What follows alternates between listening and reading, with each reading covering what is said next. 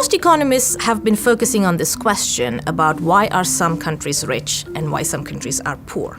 And you can answer this question in many different ways. My answer has been focusing on the institutions or the rules of the game in different countries. In particular, I'm talking about political institutions which shape how economic actors can function. It is not about factors of production, it's about how those factors of production or the context in which those factors of production work.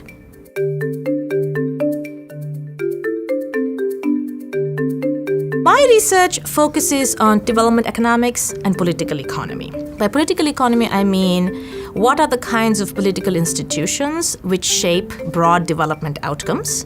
Right now, I'm looking at the consequences of electing women to leadership positions, particularly political office. I'm also looking at the other side, why don't certain types of minority or disadvantaged groups get into leadership positions.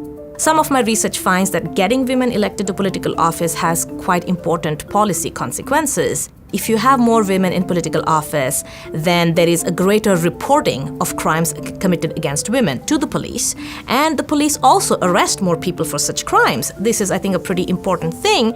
So one natural question to ask is, if a woman wins an election, does it then inspire other women to enter politics? We unfortunately find absolutely no entry by new women candidates following a woman's electoral victory. My work has been on India, but other papers from across the world actually confirm this somewhat negative result. What it means is that policy-wise, we need to have much more proactive policies to include more women in the political process.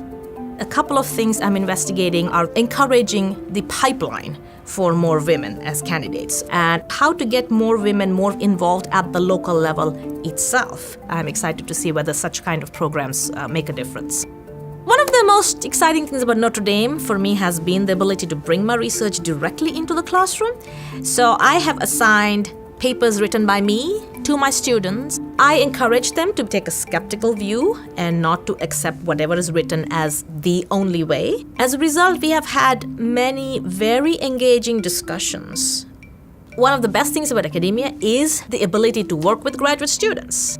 I literally look upon them as future colleagues and co-authors. I see my role as directing them once they have figured out what to do. Sometimes I get them to help me on my project so that they get a taste of doing research. They should be able to develop their own research project, but it helps to have some amount of practice in the tools and methods of research.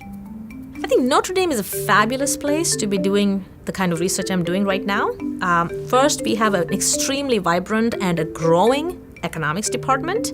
We have a number of development economists here. The second thing is the Keough School of Global Affairs, where I have a joint appointment and will naturally focus on many developing countries. The third thing is, of course, the social mission of the university. It ties in very well with the kind of issues I'm inspired by and the kinds of issues I want to do research on, which is both development, tackling poverty, but also inclusion and how to bring more members of socially disadvantaged groups into the mainstream in many different ways.